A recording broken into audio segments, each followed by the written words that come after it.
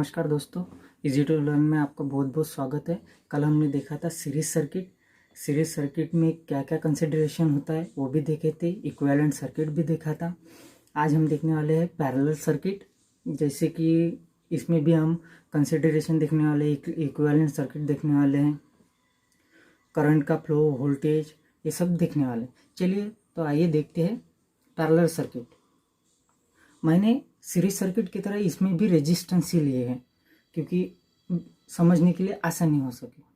ठीक है, तो आपके सामने आपको जैसे दिख ही रहा होगा कि मैंने पैरेलल सर्किट बना के दिया है। सीरीज सर्किट में हमने रेजिस्टेंस का एंड टू एंड कनेक्शन किया था,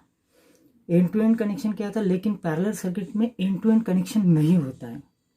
जैसे कि आप यहाँ देख सकते हो, पैरेलल कनेक्शन में रेजिस्टेंस का एक एंड यहाँ पे कनेक्ट है, जिसको मैंने जंक्शन ए डिनोट करके रखा है, और दूसरा एंड यहाँ पे कनेक्ट करके रखा है नेगेटिव साइड में, जिसको जंक्शन बी नाम दिया है। ठीक उसी तरह R2 का भी एक पॉइंट पॉजिटिव जंक्शन को यानी कि ए जंक्शन को मैंने कनेक्ट किया है, और दूसरा एंड जो है नेगेटिव पॉइंट यानी बी जंक्शन को कनेक्ट किया। सिमिलरली R3, R4 ये सब मैंने कनेक्ट किया, और इसके अक्रॉस में जो वोल्टेज मिलने वाला है वो वोल्ट में वोल्टेज मिलेगा। ठीक है, in parallel connection resistance are connected across to each other. जी हाँ, सीरीज रेजिस्टेंस में हमने देखा था एंड टू एंड कनेक्शन होता है, लेकिन यहाँ पे अक्रॉस में हम रेजिस्टेंस कनेक्ट करते हैं, अक्रॉस में कनेक्ट करते हैं। और जैसे कि मैंने बताया एंड टू एंड सीरीज में एंड टू एंड होता है, लेकिन यहाँ पे अक्रॉस में कनेक्ट करते हैं। अक्रॉस में यानी एक एंड दूसरे जंक्शन को होता है यानी कि पॉजिटिव, तो दूसरा एंड निगेटिव जंक्शन को कनेक्ट होता है। ये एंड टू एंड कनेक्शन यहाँ बिल्कुल भी नहीं होता। और जैसे कि सीरीज में, मैं दोनों का डिफरेंस यहाँ पे बताते चल रहा हूँ आपको। सीरीज में करंट जो होता है वो ईच एंड एवरी रेजिस्टेंस में से सेम फ्लो होता है, लेकिन पैरेलल में नहीं होता है। देखिए मैं यहाँ पे आपको बताता हूँ, यहाँ से निकलने वाला करंट मेरा आई है, यहाँ पे जा रहा है, ऐसे यहाँ पे जा रहा है आई करंट मेरा, बट इस पॉइंट पे मेरा करंट डिवाइड हो जाएगा। यहाँ पे जाने वाला करंट मेरा I2 रहेगा, यहाँ इस साइड में एक करंट जाएगा तो मेरा दूसरा इस साइड में भी जाएगा। वैसे भी ये फिर I2 मेरा ट्रैवल करते हुए इस पॉइंट तक पहुँचेगा, यहाँ से एक इस साइड में जाएगा, एक इस साइड में जाएगा। सिमिलरली उसी तरह करंट मेरा यहाँ से ट्रैवल करते हुए इस पॉइंट तक आएगा, और इस पॉइंट से यहाँ पे एक साइड में जाएगा और इधर भी जाएगा, और वो लूप में ट्रैवल करेगा जैसे कि आप देख रहे हो।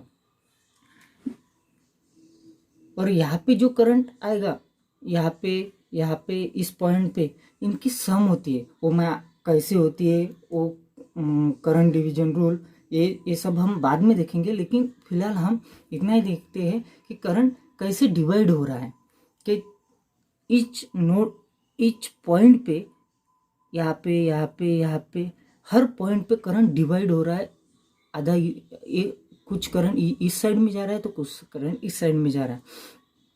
तो ये होता है कि ईच एंड एवरी रेजिस्टेंस में से फ्लो होने वाला करंट जो है वो सेम नहीं रहता। जी हाँ दोस्तों, पैरेलल कनेक्शन में करंट सेम नहीं होता। रेजिस्टेंस में से फ्लो होने वाला या इन्हीं एलिमेंट में से फ्लो होने वाला पैरेलल कनेक्शन में करंट सेम नहीं होता, जबकि सीरीज कनेक्शन में करंट जो है सेम होता है।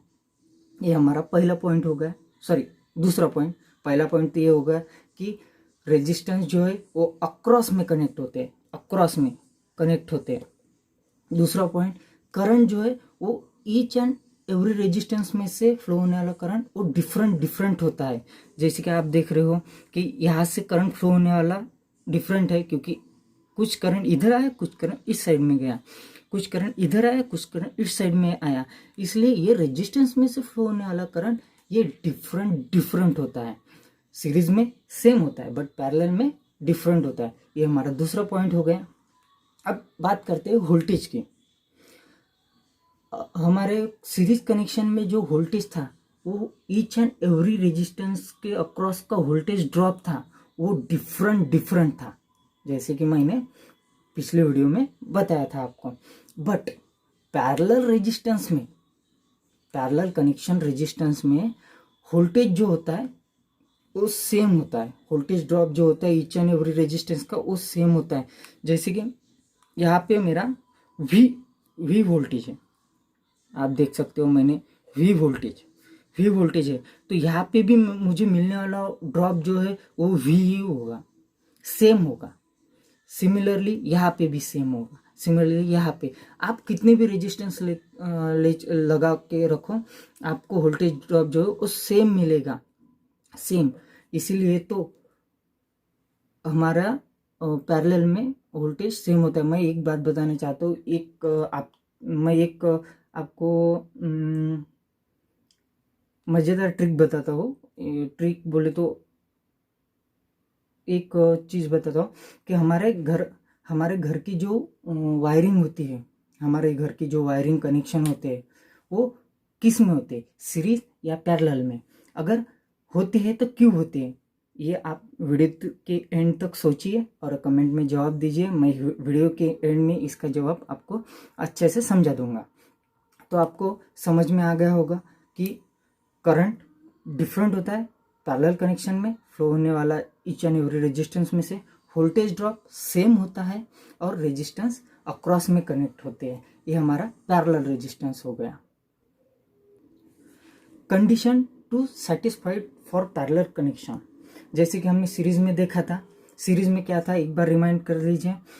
सीरीज में था current each and every resistance में से सेम फ्लो होता है, एंड टू एंड कनेक्शन होता है रेजिस्टेंस का।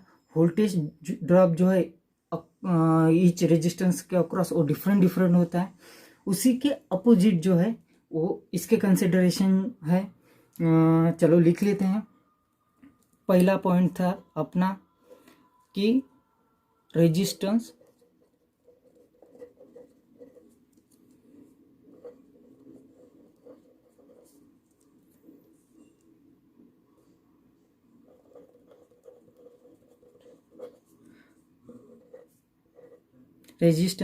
across connected to each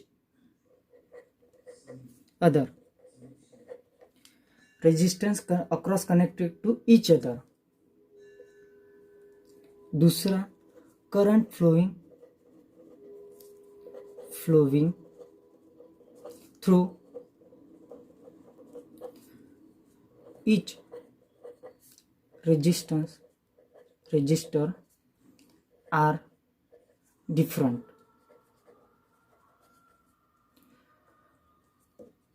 तीसरा voltage drop across each resistor are same।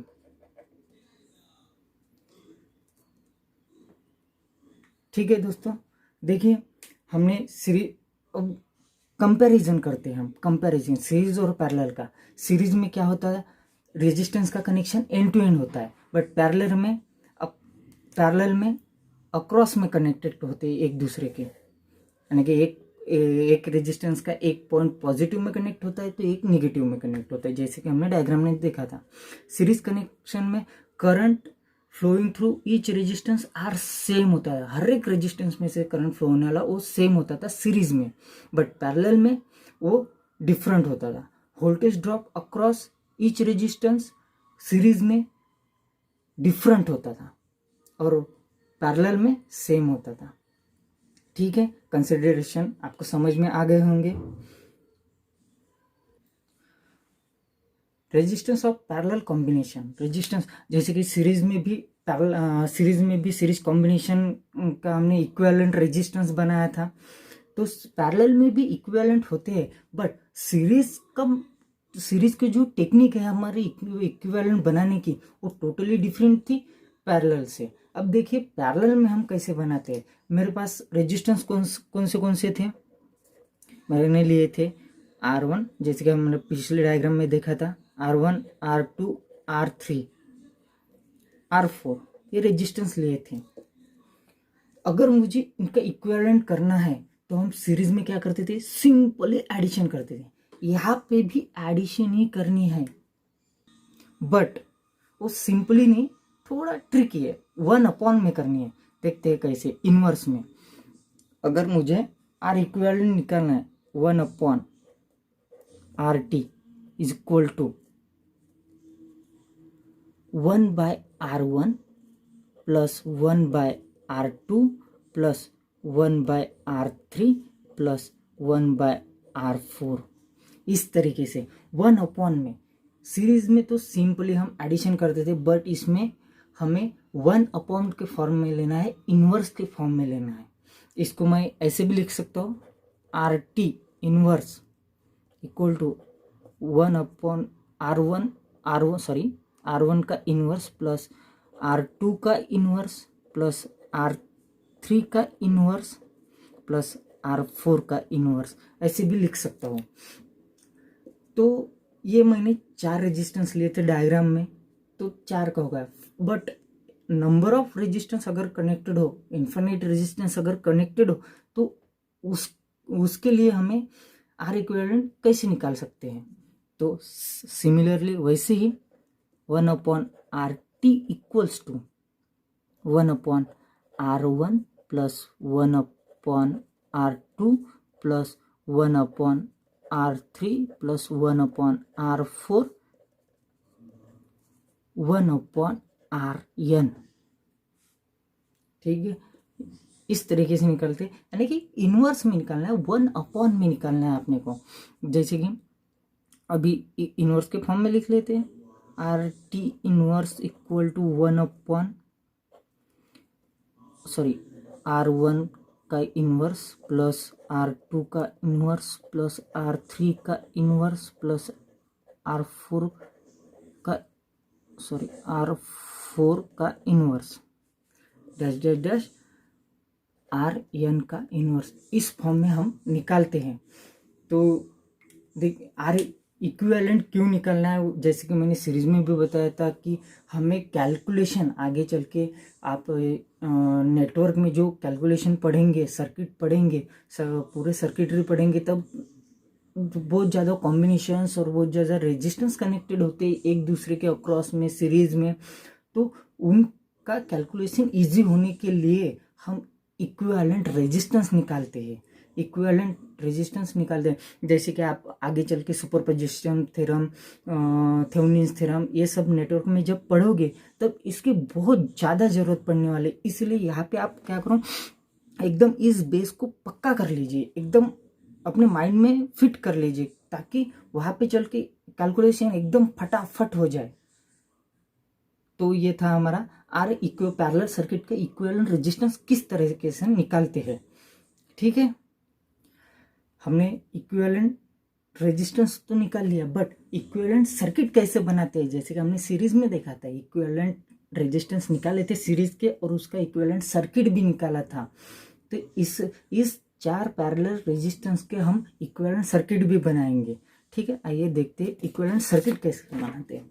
ये जो सर्किट है, जैसे मैंने पिछली बार लिया था, उसी तरह ये सर्किट है। हम इसका इक्विवेलेंट लेते हैं। जैसे कि हमने देखा कि इक्विवेलेंट रेजिस्टेंस तो हमने निकाल लिया, बट इक्विवेलेंट सर्किट कैसे निकालेंगे। तो आइए देखते हैं इक्विवेलेंट सर्किट कैसे निकालते हैं हम। मेरा इक्विवेलेंट रेजिस्टेंस निकला RT। ठीक है, RT निकल गया, तो मेरा ये वोल्टेज सोर्स है, मैं वैसे के वैसे ही रखता हूँ, कुछ भी नहीं करना है। वोल्टेज सोर्स के साथ कुछ भी छेड़छाड़ नहीं करनी है, वैसे ही रहना है।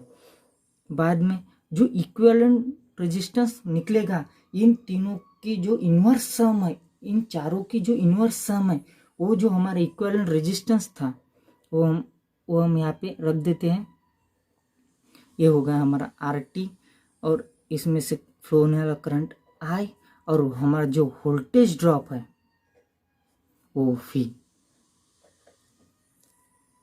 ये हमारा इक्विवेलेंट सर्किट हो गया।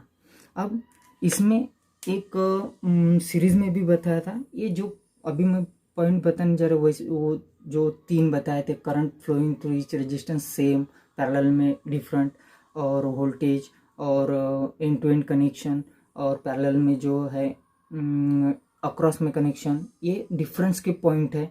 और एक और पॉइंट डिफरेंस में ऐड कर लीजिए आप, जैसे कि मैंने सीरीज में बताया था कि एडिशन करने के बाद जो सम आएगी सीरीज में, गौर से सुनिए, सीरीज में जो सम आएगी वो इंडिविजुअल रेजिस्टेंस से ज़्यादा होगी, ये हमने सीरीज में देखा था। बट पैरेलल में वो इन सब की सम जो है वो इंडिविजुअल रेजिस्टेंस से कम होगी। जी हाँ दोस्तों, ये इम्पोर्टेंट पॉइंट है। अगर हम इन्वर्स, ऑब्वियसली बात वही है, एक सादी सिंपल बात है कि चलो भाई हम इन्वर्स, किसी भी इन्वर्स का एडिशन करते हैं तो इंडिविजुअल से, जिससे हम सम कर रहे हो उसके इंडिविजुअल से वो कम ही आएंगे।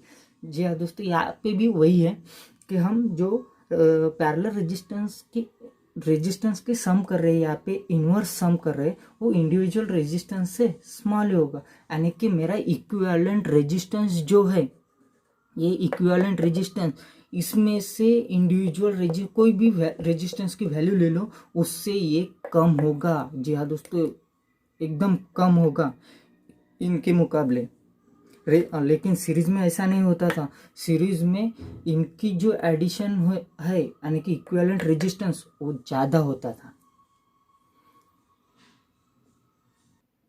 दोस्तों मैं एक छोटा सा फॉर्मूला बता देता हूँ फॉर 2 रेजिस्टेंस पैरेलल के साथ। जबकि हम कभी कभी सिर्फ 2 रेजिस्टेंस पैरेलल में दिए होते हैं, उनको हमें इक्विवेलेंट रेजिस्टेंस निकालना पड़ता है। तो क्या करते हैं, तो उसके लिए एक मॉडिफाइड बोले तो, या फिर कैलकुलेशन के तोड़ मरोड़ के हमने एक फार्मूला निकाला है जो आसान होता है कि चलो भाई डायरेक्ट किसी भी इसमें डायरेक्ट फार्मूला पुट करेंगे तो अच्छा रहेगा, फटाक से आंसर निकल लेगा। लेकिन बहुत सारे लोगों को ये कन्फ्यूजन होता है कि ये फार्मूला आया कहाँ से। वो फार्मूला मैं अभी आपको बता रहा हूँ। तो देखिए, हमने जैसे कि पैरेलल का इक्विवेलेंट कैसे निकालते हैं ये देख लिया था। तो उसी को 2 रेजिस्टेंस के लिए, जैसे मैं एक समझाने के लिए सर्किट निकाल देता हूँ। ये मेरा वोल्टेज सोर्स है, ये मेरा रेजिस्टेंस है, ये मेरा R1 होगा, ये R2 का है। ये दो रेजिस्टेंस मेरे सीरीज में कनेक्टेड है, सॉरी माय मिस्टेक, पैरेलल में कनेक्टेड है। तो इसको हम इक्विवेलेंट किस तरीके से निकालेंगे, वैसे ही है same. RT 1/RT equal to 1/R1 plus 1/R2। अगर मैं